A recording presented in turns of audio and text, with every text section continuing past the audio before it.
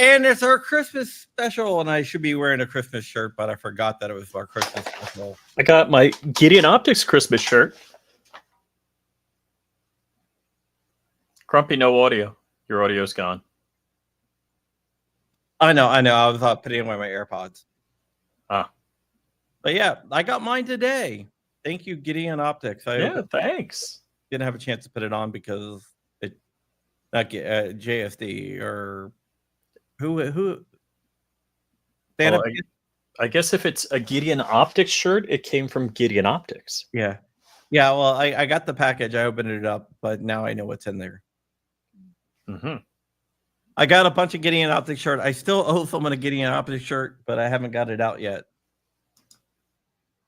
What? Crump late on shipping? What do you mean? Dude, I suck at shipping. Used to be good. Used to be right on the money. Yeah. No.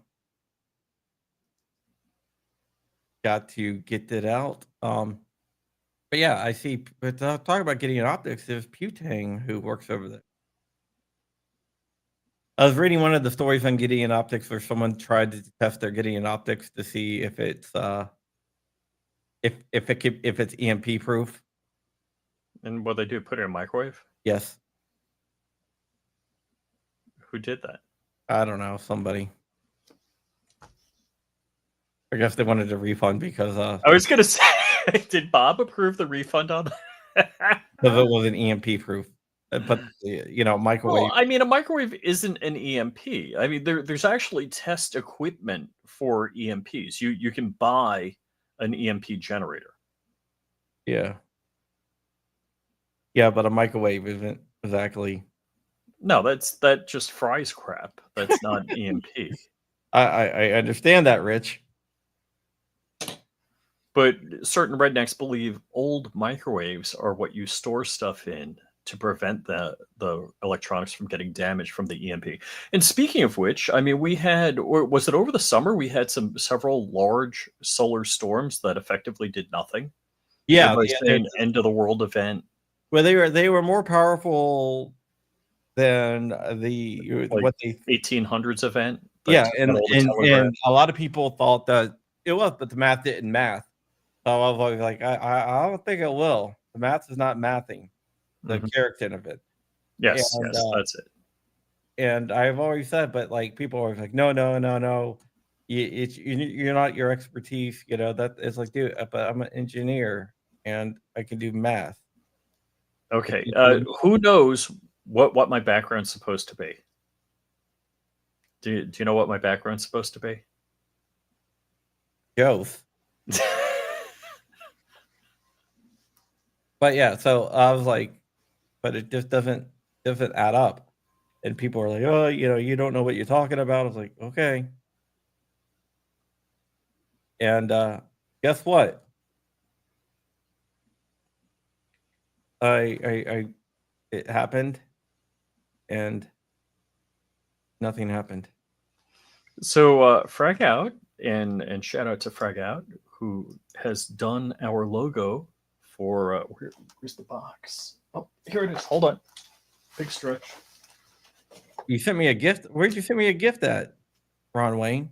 Frag Out did our logo. We are coming for you from the Definition Knife Studio. That's right. DefinitionKnives.com. Oh, and we're doing a call-in show, so people can call 1-844-CRUMP-YO. Or you can just click on the link and join. Oh, and join, as in just rando join our stream? Yeah. So I'm going to send it to everyone on Insta. My wife got a new washer and dryer, and she's like, oh, what do you want for Christmas? I didn't let her know that I ordered a Geisley Super Duty when they were on sale. Oh, yeah. I'm trying to cut back on my gun buying. Mm-hmm. I have some quantity of guns that I have not shot yet, and all I have to do is walk out in my yard and shoot them. Yeah.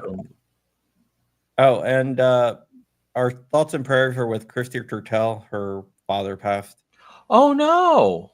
Oh, yeah. That's sad. I mean, Christie's a lot younger than we are. I mean, we've all experienced some loss recently, so that's got to be rough on her. It's rough on anybody at any time, but especially when you're young like Christy. That's sad. Yeah, it is. I lost my stepdad when I was 28. Oof. Yeah, I lost my mom around the same age, so Yeah, it kind of sucks. yeah, that's a hard hit.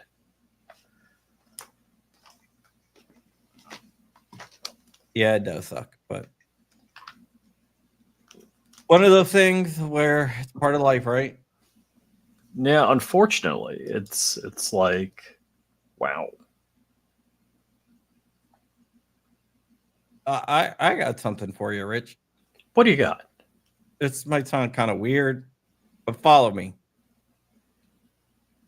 You know, our perception of time changes. So that's Yes. a fact. It Yes. 100% fact. But the Yeah. older you get, time gets crunch.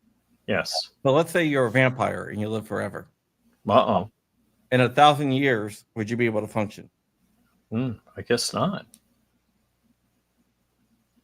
These are the things I think about.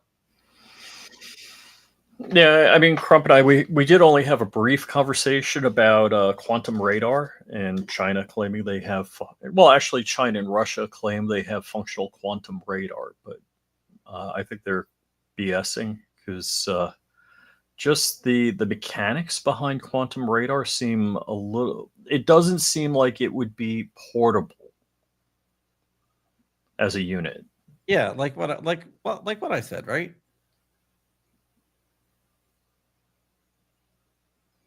I said I don't think it will work. Mm-hmm.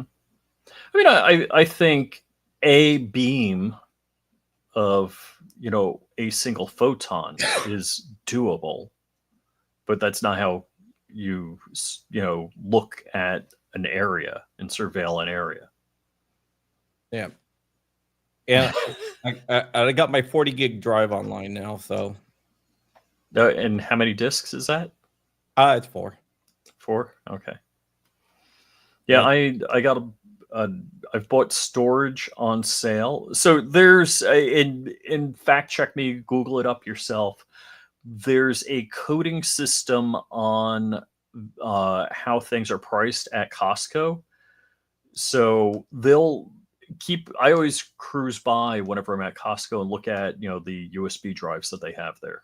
And they have a coding system. I think if it's 97 cents, it's a manager sale. Yeah, And almost every store has that. Yeah. System. Oh, so you mean not just Costco, but other stores have a, code for, what the value is. So yeah, if you don't know what hard drive price is, and typically, like, let's just take 8 terabyte drives, they're typically $120, $150. But if you see them for like, $69, $79, that's a total blowout. And usually it's like $69.97. Yeah. Something like that. It's instead of like 99. Everything is usually 99. Yeah. Well, like my data pool, this is gonna get kind of boring out there, but this is our Christmas special. Our data pool is 40 gigs for like mechanical hard drives. I got an enclosure that has like 4. It's the TerraMaster enclosure. It has 4 NVMe drive. Mhm. So I have 4 8 gig that I'm sticking in there for 32. Oh shoot! Then 40 gigs of hard storage. Mm-hmm. The only reason why I did all that is I want to reach a petabyte of storage at my house. Gotcha. So nobody's calling in. Nobody's taking the bait to jump on the live. Got Ron Wayne out there now. I told Ron Wayne he's my next target to do a joke video about. I know one thing I'm going to be doing, but what are you going to be doing? Ron does. He shows the gun. He's like, "There's no ammo on the table. The magazine's clear, and the gun's clear." So I'm gonna use that same audio, but I'm gonna have the table covered in ammo. and the magazine full, and Yeah, and like a stream of bullets falling out of the gun. yeah, do that. There is a device coming up. Okay. Okay, so somebody have a 21 terabyte 6-bay NAS. More geeks out there. I have 5 NASs at my house here. And then I have 3 at my Delaware house. And that's how he heats his home in the winter. Basically. Now they all do different things. Like I got my editing NAS, which is all flash. It's the one, the Ugreen. The Open Media Vault, I'm not even sure what the hell I'm going to use that for. Oh yeah. I just want to mess around with it. But yeah. Oh, ADXR, new member of someone. Thank you. Oh, AD. cool. Yeah. So let's talk about what is going on here with everything in the world here. I got a couple articles and Did we bomb somebody new today? No, we did not bomb anybody new. But Okay. So we bombed somebody old, is what you're saying. probably we bomb someone every day. Most likely. But yeah. So one of the things that is going on in the whole world is these drones. They are saying that the drones are just misidentification, which I can see. I think I would say I'm certain there's some percentage of them that are misidentified. But what I'm saying, I'm sure that it's probably a large Swamp gas, whatever it may be, when back in Project Blue Book days when they explain these things away. Yeah, but I am sure that it's got a large percentage.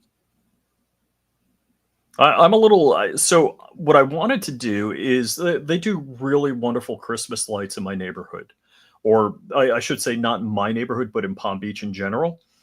And I wanted to like program a flight path during the day and then go back right at sunset and fly it. But now with everybody being like crazed about drones, I don't know if I'm going to do that. All right. Well, let's talk about a new lawsuit that was filed today. Ooh, is it a 6-3 Supreme Court decision? Breaking news, changing the face of the Second Amendment forever. I want to get you both on a podcast just so you can hash out everything. No, well, what I am talking about is what is going on in DC. Firearms Policy Coalition filed a lawsuit challenging DC's magazine restriction. There have been several lawsuits over that, and there's several going on right now. Firearms Policy Coalition is just the latest one.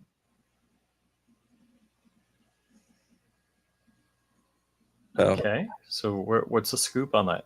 They just filed today. They just announced that they filed. They announced it 47 minutes ago. Oh, so it's not possible that Anthony already did a video on it. Dude.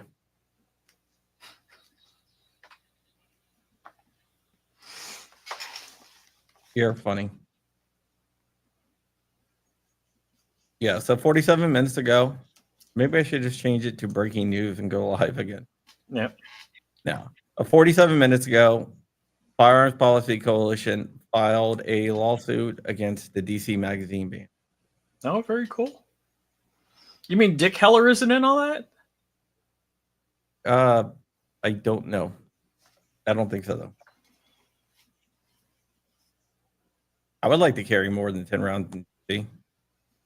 Oh, that's fudged up. Yeah, it's tough when you travel and that they have different bands. Now, like, wow, the suppressor just doesn't show up right. So if I have a can, I can't travel out of my state with it? You have to get a special permission. Mm-hmm. So NFA items, you got to have a mommy may I. Yeah. To go to another state. And So yeah, DC, Maryland, whatever, everybody's got some BS going on. Yeah. So right now, DC is being sued by FBC.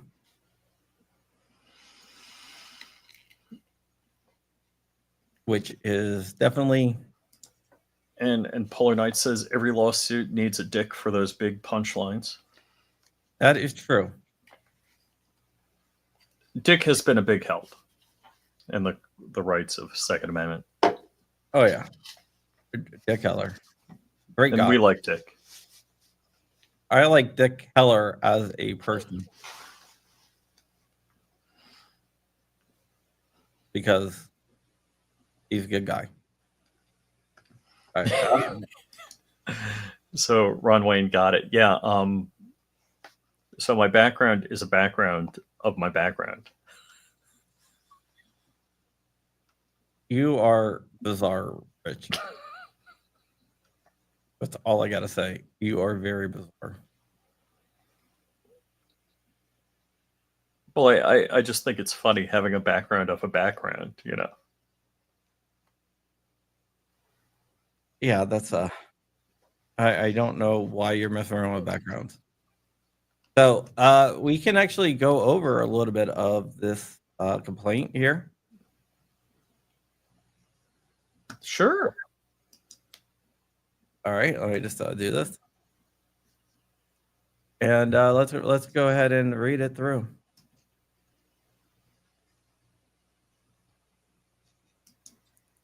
Once I get the complaint up. All right, here we go. You can't get it up? I got it up. Okay, good. I know what you did there. All right, let's go. Hold on, let me make it big. Since you got it up, I'll make it big. Plaintiffs William D. Daroca. Yeah, okay. I'll just call him W.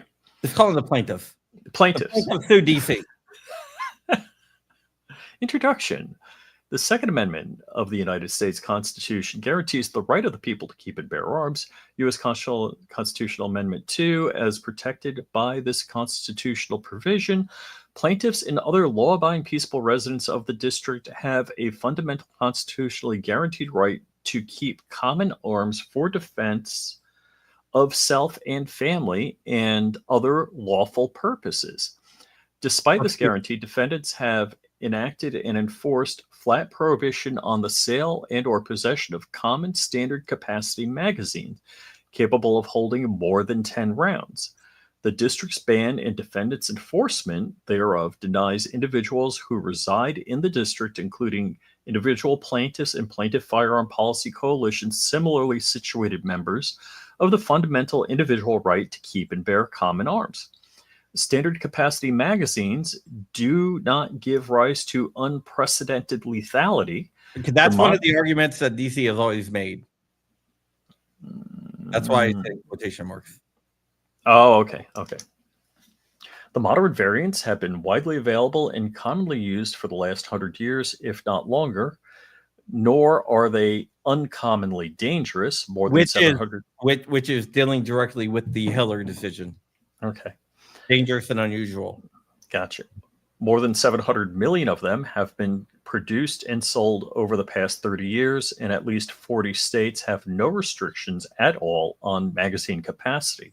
Standard magazines are common in all respects, and they by no means constitute a dramatic technological change because they emerge through incremental technological improvements over the last 500 years, culminating in the essential modern features. One of the arguments that the anti-gunners always make is that muskets.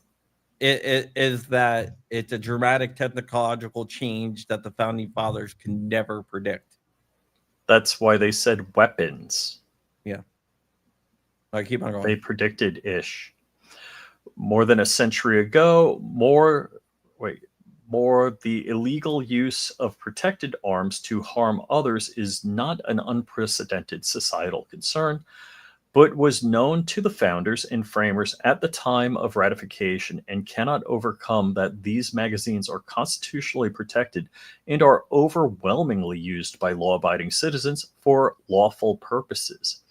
In essence, the trend in incremental technological development has always been toward increased firearm capacity balanced against reliability, accuracy, portability, and ergonomics.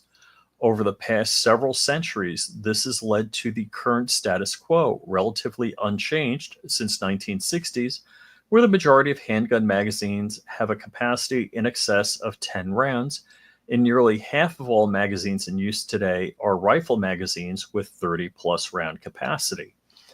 Although irrelevant to the constitutional analysis, there are so many sound reasons why the average individual would want to use magazines that accept more than 10 rounds. Most obviously, a law-abiding citizen would not want to run out of ammunition and be forced to reload while under criminal attack, which could involve multiple assailants, an assailant using a magazine containing more than 10 rounds, or as an assailant using multiple firearms. Given the stressful and often unexpected nature of such encounters, forcing the victim to reload puts her, I like how they did that, at a significant disadvantage relative to her assailant.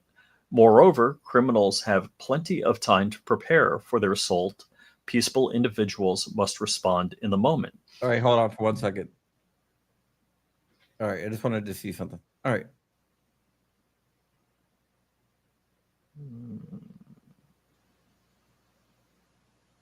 All right, I lost my place, but whatever. So did I. This is just about the plaintiffs. Go down 23.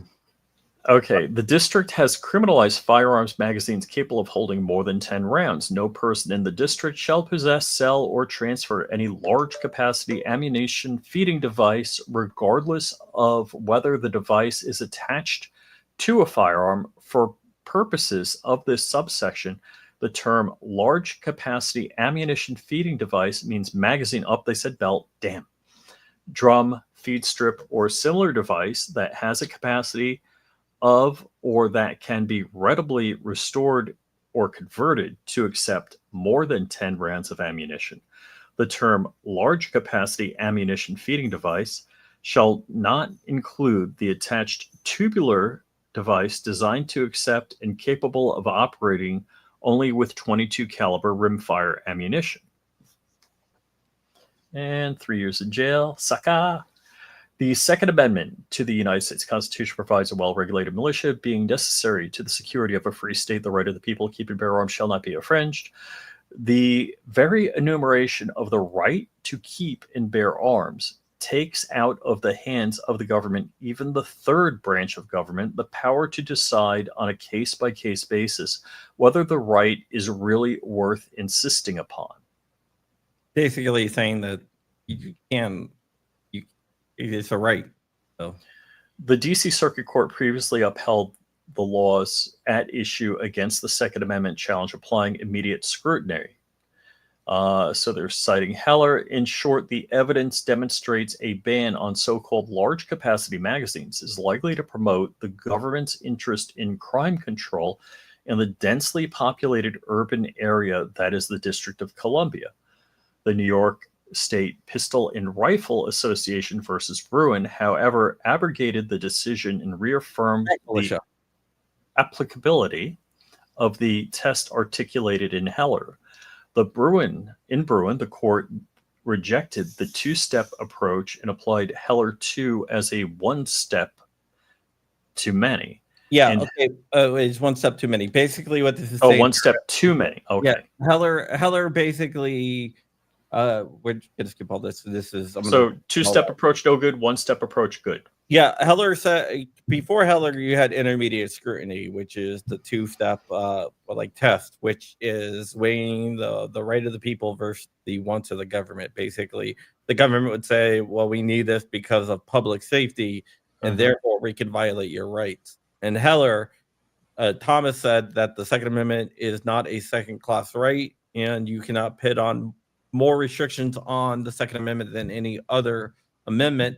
So therefore, we are getting rid of the two-step test. It's one step too far. The test is, does it violate the Second Amendment? Full stop. Instead of does it violate the Second Amendment? Yes. And the second part is, does the government, is public safety at risk or whatever the government wanted to say. Right. Well- They're interest balancing. Yeah. Beginning with the initial textual analysis set forth in Heller and reiterated in Bruen, the plain text of the Second Amendment covers the conduct of the plaintiffs wish to engage in here to keep and bear standard capacity magazines, because the Second Amendment extends prima facie to all instruments that constitute bearable arms, and that's Bruen.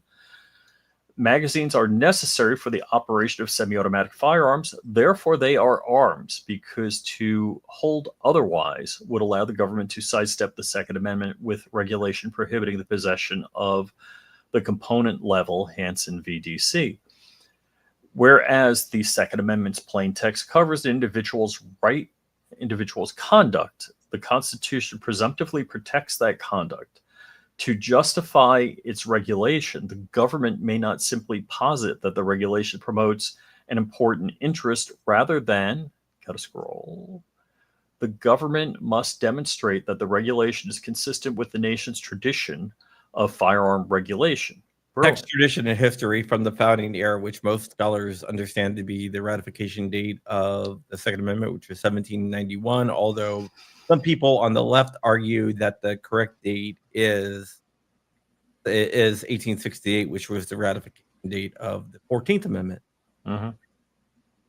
The district cannot meet its burden of demonstrating the ban is consistent with the nation's tradition of firearm regulation. To justify a modern law that impairs plaintiffs' Second Amendment protected rights, the government bears the affirmative burden of proving that the regulation is consistent with our nation's historical tradition. Heller already established the relevant historical tradition for arms ban cases. Bearable arms that are presumptively protected by the Second Amendment cannot be banned unless they are both dangerous and unusual. Arms that are in common use at the time, such as standard capacity magazines banned by the district, are not both dangerous and unusual, so they cannot be banned.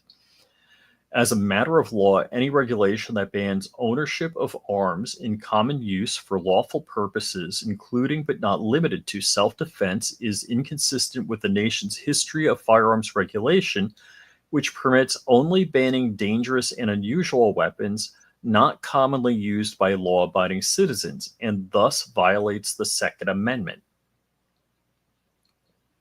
The district unconstitutionally bans magazines that are in common use because the district bans arms in common use today by law-abiding citizens. The ban violates the Second Amendment. The magazines at issue in this case are not dangerous and unusual, but instead are standard components of firearms in common use for lawful purposes that law-abiding Americans possess by hundreds of millions. Okay, I can tell you what the DC is going to try to argue, that they are not in common use for self-defense.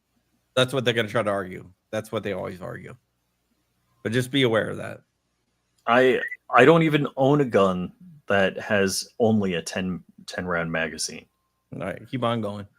Although the ban describes magazines that can accept more than 10 rounds of ammunition as large capacity, this is a misnomer. Magazines capable of holding more than 10 rounds of ammunition are normal, factory feature, and more accurately described as standard capacity magazines. A recent study found that this 963 million magazines that were produced and entered into the commercial market between 1990 and 2021, 74% or 717 million magazines have a capacity of 11 plus rounds. National Shooting Sports Foundation, blah. Today, semi-automatic handguns typically designed to operate with magazines are capable of holding more than 10 rounds. Popular Glock 19 is shipped with a standard 15-round capacity. Sig Sauer's full size is shipped with a 17-round magazine. Sig Sauer's compact P320 ships with a 15-round magazine. And even Sig Sauer's micro compact P365 ships with a standard. Specifically for women. Go ahead. 12-round magazine. It is estimated that more than 209 million handgun magazines capable of holding more than 10 rounds entered the commercial market from 1990 and 2021, which is a majority of all handgun magazines produced and sold during that period. Magazine capacity of more than 10 rounds is standard for handguns, and magazines holding 30 rounds are standard for AR-15 and similar semi-automatic rifles. AR-15 style rifles are among the most popular firearms in the nation, owned by millions of Americans. Shooting Sports Foundation, blah. Estimating about 16 million Americans own an AR-15. And scroll. November 24 million. Just go down here. Indeed, about 46% of all detachable magazines in the commercial market from 1990 to 2021 were rifle magazines with 30-plus round capacity, which is more than 448 million magazines. These standard magazines banned by the district are not just numerically common. 717 million entered the market between 90 and 21. They are jurisdictionally common throughout the country. 40 states do not impose any restrictions on the magazine capacity. The ubiquity of standard capacity magazines among law-abiding citizens demonstrates that are useful for lawful purposes, including but not limited to self-defense, hunting, recreational, and competitive shooting. Because standard capacity are common in all sense of the word, they are, per se, not both dangerous and unusual and cannot be banned. Standard capacity magazines are not recent dramatic technological change capable of unprecedented lethality. History demonstrates that the prevalence of firearms that are capable of firing more than 10 rounds without reloading and the incremental development of modern magazines over the past 5 centuries, and yet there is no historical prohibition remotely similar to the district's ban.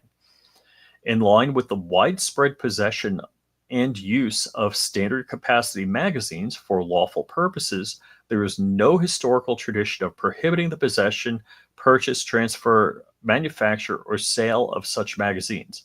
Magazine bans were unknown in the United States before the 20th century, despite the popularity of guns like Winchester's 16 shooters.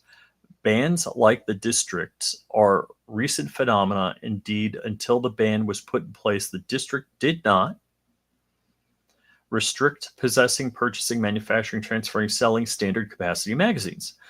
This is true even though the firearms capable of holding multiple rounds have existed since the late 15th century, and firearms capable of firing 10 or more rounds without reloading have existed since at least the late 16th century. The first known firearm that was able to fire more than 10 rounds without reloading was a 16 shooter created around 1580 using superposed loads, each round stacked on the other. Yeah, there's actually something that they tried to make for the military called Metal Storm that used the same type of technology, but I don't think it ever went. Yeah, it was like electrically ignited. Yeah. Multiple round firearm technology quickly developed from multi-shot wheel-lock rifles to repeating magazine-fed rifles, with English military employing magazine-fed repeating arms as early as 1658.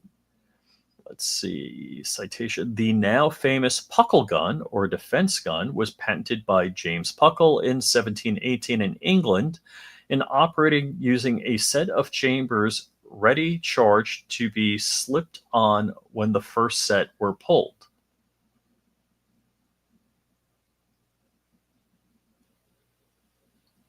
Off to be recharged. Let's go down here, 48.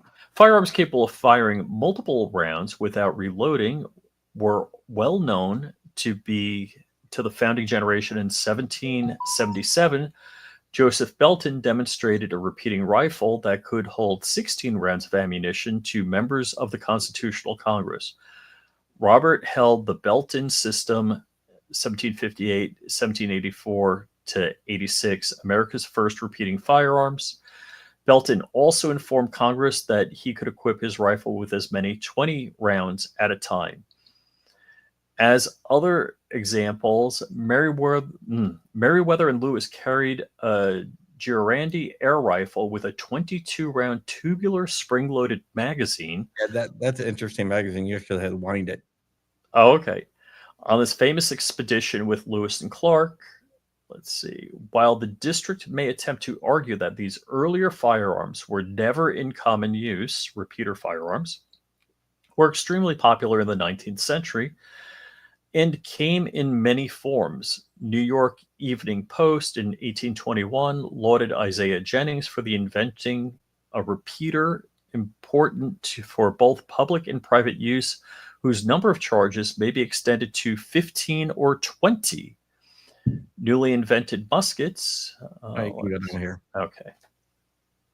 Around the time of the Civil War, multi-round rifles became commonplace. The 16-shot Henry rifle, invented in 1861, was very popular.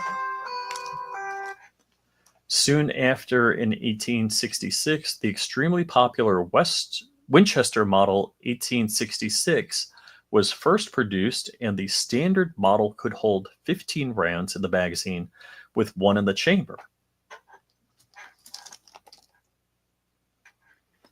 So basically, they've given a bunch of examples here. So just go down to 51.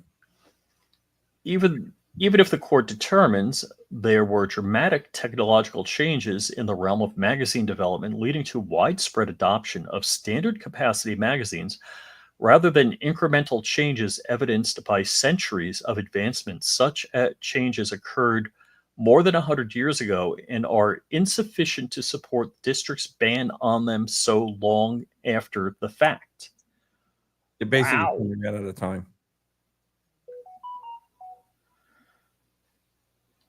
And 52. further, the Second Amendment's reference to arms does not apply to those arms in existence in the 18th century. Indeed, just as the First Amendment protects modern forms of communication, the Fourth Amendment applies to modern forms of search. The Second Amendment extends to prima facie in all instruments that constitute bearable arms, even those that were not in existence at the time.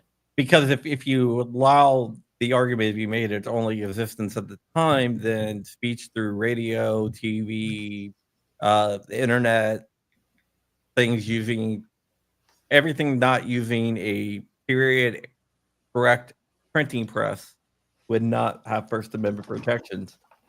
Carved wooden blocks. Yeah, your car would not have wooden protection. I mean, you wouldn't have protection from unreasonable search and seizures. Because there weren't cars at the time. Correct. So that's their argument.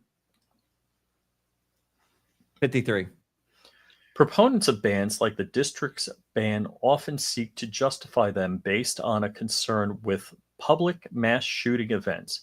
But to justify its regulation, the government may not simply posit the regulation promotes an important interest.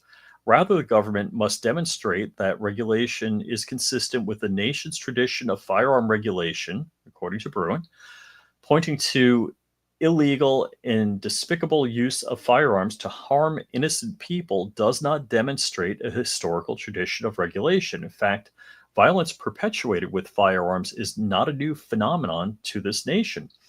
Our founders and framers recognized that the answer to violence was not mass disarmament, but rather protecting peaceable, law-abiding individuals' right to possess the arms necessary to effectuate their own defense. Moreover, mass shootings represent an extremely small subset of all violent crime committed with a gun, and mass shootings involving firearms that feature magazines holding more than 10 rounds are even smaller subsets still. And mass shootings are tragic, traumatic, and shocking events. However, they represent a very small fraction of homicides in the United States. In fact, from 1976 to 2018, an average of just 26 people were killed per year in public mass shootings, defined as incidents that occur in the absence of other criminal activity, robberies, drug deals, gang, turf wars, in which a gun was used to kill 4 or more victims in a public location within a 24-hour period.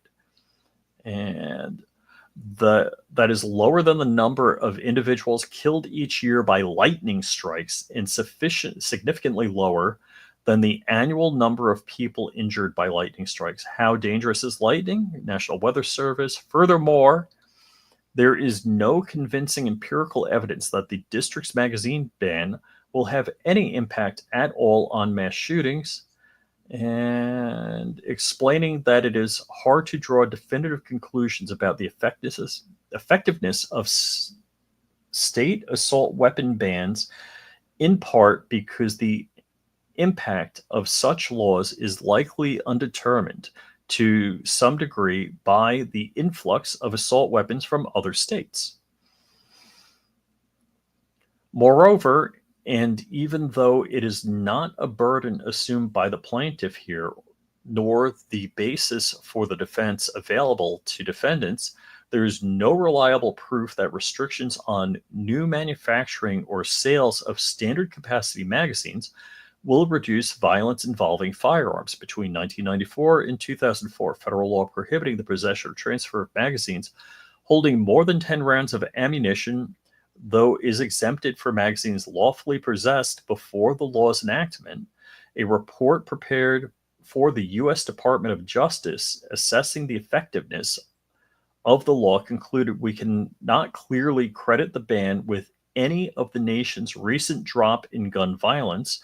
There has been no discernible reduction in the lethality and injuriousness of gun violence. What is more due to the porousness of state borders, there is even less reason to think that the district level ban would be effective in reducing violence. In any event, because Bruen expressly rejected means-end interest balancing inquiries in Second Amendment cases, the purported justification of objectives of the district in connection with passing and enforcing the ban are immaterial and entitled to no defense from this court. Basically, they're saying like, well, like none of this stuff is true, but even if it was, they couldn't use it anyway. The Second Amendment is unqualified command in Bruen when a law like the district's ban at issue here prevents citizens from owning arms that are in common use for lawful purposes, then the law violates the Second Amendment. It cannot be justified by reference to any countervailing government interest, according to Bruen. Constitutional rights are enshrined with the scope they were understood to have when the people adopted them, whether or not future legislatures, yes, even future judges, think the scope was too broad.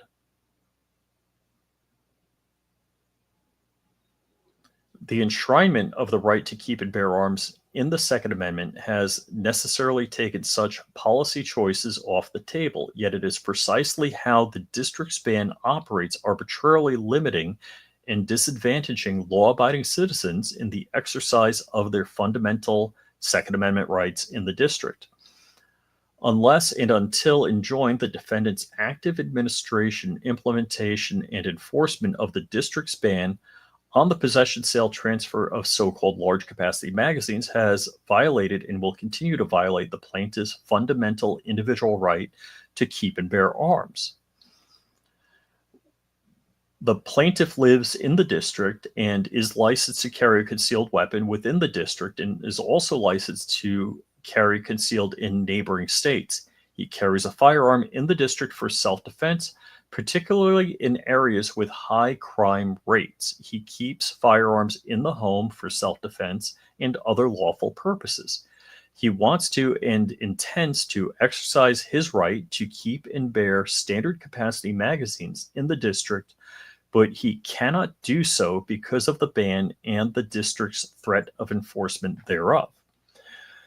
The plaintiff owns 2 handguns that are properly registered with the Metropolitan Police Department. One of the handguns came with 3 magazines, all capable of holding more than 10 rounds, an 11-round, 13-round, and 15-round magazine. Well, what magazine? What gun do you think that is? 11, 13, 15. It could be a model of the SIG P365. Yeah, that's what I'm thinking. Or any of those, high capacity subcompacts, all of which cannot and has not ever been brought into the district. His other handgun came with 3 17-round magazines, again, which he cannot and has not ever brought into the district. Could be a Instead Hellcat. of Instead of using the factory magazines, the district, he had to separately purchase additional 10-round magazines that are compatible with his registered handguns. It is the plaintiff's present intention and desire to purchase and possess and carry standard capacity magazines capable of holding more than 10 rounds of ammunition for use with the firearms he currently owns, and to purchase additional firearms equipped with standard capacity magazines. He would have done so already, but for the ban. He is unable to purchase additional magazines or firearms equipped with standard capacity magazines lawfully within the district because the ban and the defendant's enforcement of it. He has extinguished the legal market for such hardware in the district and made it unlawful for the plaintiff to import them, manufacture them himself, or possess them in the district. But for the ban, the defendant's enforcement of it, the plaintiff would keep and bear standard capacity magazines capable of holding more than 10 rounds of ammunition. Plaintiff Stempel lives and works in the district. He is licensed to carry a concealed weapon within the district, and his firearms are properly registered with the Metropolitan Police Department. Plaintiff Stempel keeps a handgun in his home for self-defense and other lawful purposes. His home defense gun came with standard capacity magazine capable of holding 13 rounds, which he cannot and has not ever brought into the district. Instead of using a 13-round factory magazine in the district, he purchased an additional 10-round magazine that is compatible with his home defense gun. It is Plaintiff Stempel's present intention and desire to possess standard 13-round magazines for his home defense gun. He would have done so already, but for the ban. He is unable to purchase additional standard capacity magazines lawfully within the district because of the ban and the defendant's enforcement of it. It has extinguished the legal market for such hardware, and in the district has made it unlawful for the plaintiff Stempel to import them, manufacture them himself, or possess them in the district. But for the defendant's enforcement, if Plaintiff Stempel would keep and bear standard capacity magazines for his home defense handgun capable of holding 30 rounds of ammunition, that the plaintiff have not specifically been threatened with enforcement of the ban beyond the threat of the general population embodied in its passage is immaterial. Plaintiffs, were they to fulfill their intentions to purchase and possess standard capacity magazines in the district, risk being subject to civil penalties and prosecution as soon as they violate the ban. Let's see.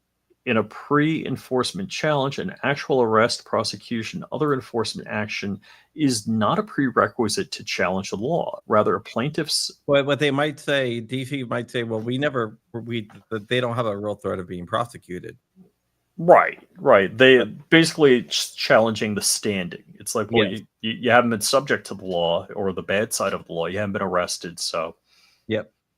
You don't have standing. Yeah, that's one of the things that they're going to try to argue. All right, go ahead. Let's see. Actual prosecution enforcement. Rather, plaintiff satisfies the injury in fact requirement where he alleges an intention to engage in a course of conduct arguably affected with a constitutional interest but prescribed by statute, and there exists credible threat of prosecution thereunder, quoting blah. Yeah, So, basically they're saying that there is a credible threat of prosecution that gives them standing. count 1, against all defendants. Action for deprivation of plaintiff's rights under the Second Amendment to the United States Constitution. The foregoing paragraphs are incorporated herein, set forth fully herein. There's an actual and present controversy between the parties. The Second Amendment forbids the government from government actions infringing the right to keep and bear arms. The Second Amendment guarantees ordinary law-abiding citizens their fundamental right to keep and bear arms both at home and in public. The right Heller to... is at home. Bruin is in public.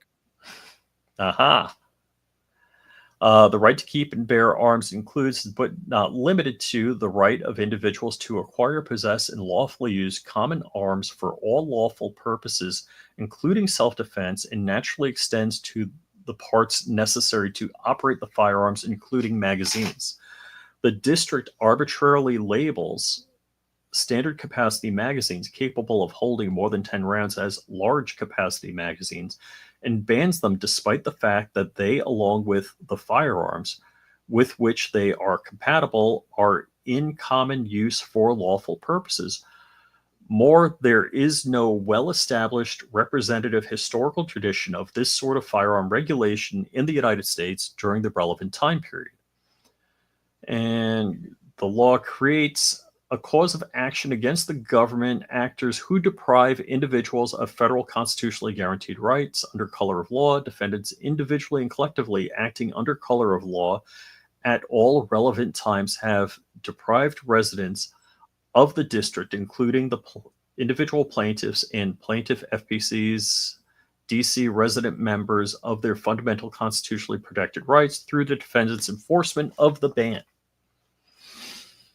Wherefore, plaintiffs respectfully request this court enter a judgment in favor against the defendants as follows: a declaratory judgment that plaintiffs and plaintiffs' FPC members have a fundamental constitutionally protected right to keep and bear arms, specifically by acquiring, transferring, possessing common magazines capable of accepting more than 10 rounds of ammunition, as guaranteed by the Second Amendment of the United States Constitution.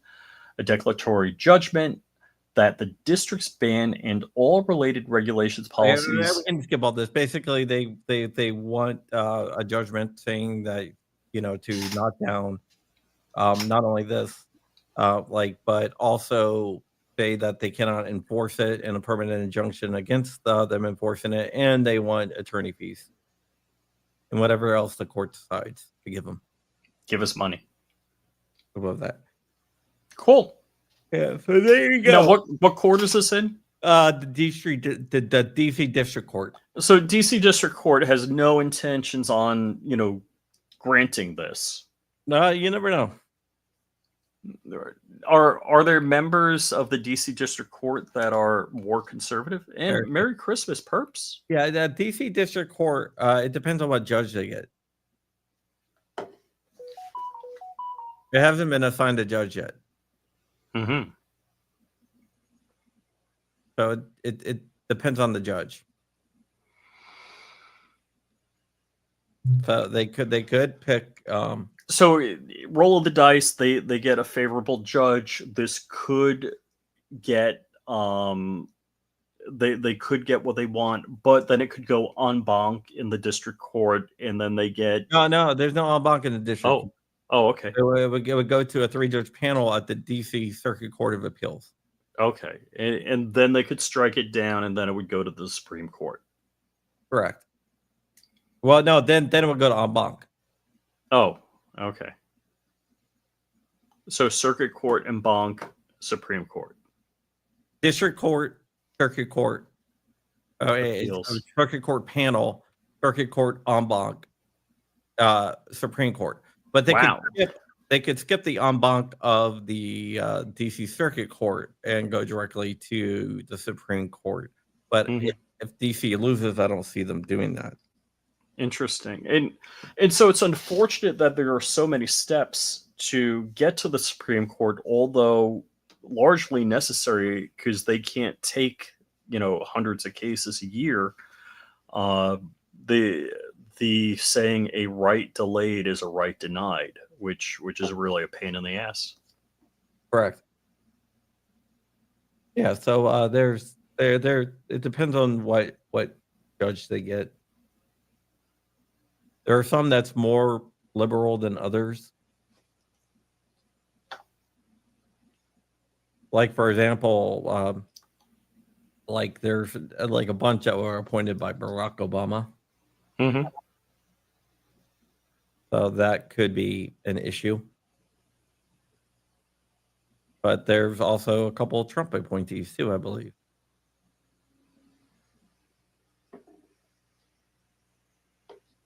So, Well, but yeah, there's a lot of Barack Obama appointees on that court. Unfortunate. Yes. So we'll have to see what happens. It's not an easy place to win because, there's a lot of liberals on there. I'm not even sure if there's who are the Republicans on that.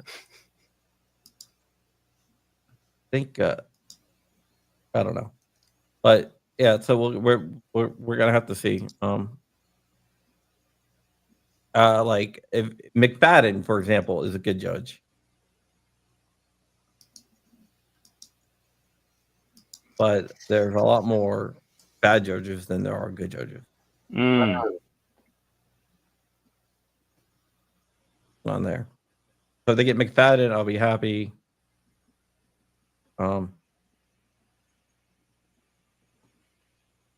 If they get like Frederick, he is a really good judge too.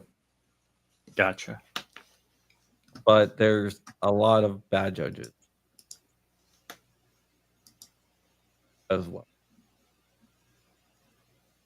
Like Cobb, for example. I think Cobb is a write-in appointee. Yeah, Biden. Yeah, so it just depends. But they have a chance of pulling a good judge. It just depends if they do or not. Mm-hmm. no, cool. So, being that it's the last show of the year, what are you going to be doing, Crumpy? I'm gonna be going to Trans-Siberian Orchestra on Monday with my kids. Then just hanging out with my kids all week. Then the day after Christmas, I'm gonna head out to my Delaware beach house and chill out there for a little bit. I love places like that. That's kind of like this time of year going out to Montauk or the Hamptons. There's nobody there. It's cool. Well, there's a lot of people there. People yeah? there during, and we like before Thanksgiving, it's not crowded. Between Thanksgiving and New Year's, it gets crowded again. Then after New Year's, it's not crowded again. Gotcha. It's really weird. You have this like little month and a half area where it just gets packed. Everything opens back up for like a month and a half, then shuts right back down. That's wild. So we'll have to see. All right, Rich. Thank you so much. Alrighty, Crumpy.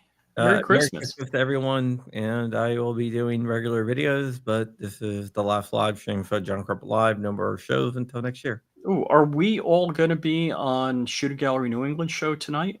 8:30. I'm going to try. Okay, so a bunch of us are going to be now that's going to be on Rumble. another platform that rhymes with humble. Rumble. Yeah, Shooting Gallery New England. Just go search over Rumble and you'll see us over there. And look at that, come out in PLA, member for 15 months. Thank you. Very kind. Thank you. And Merry Christmas, Coop. All right, see you guys later.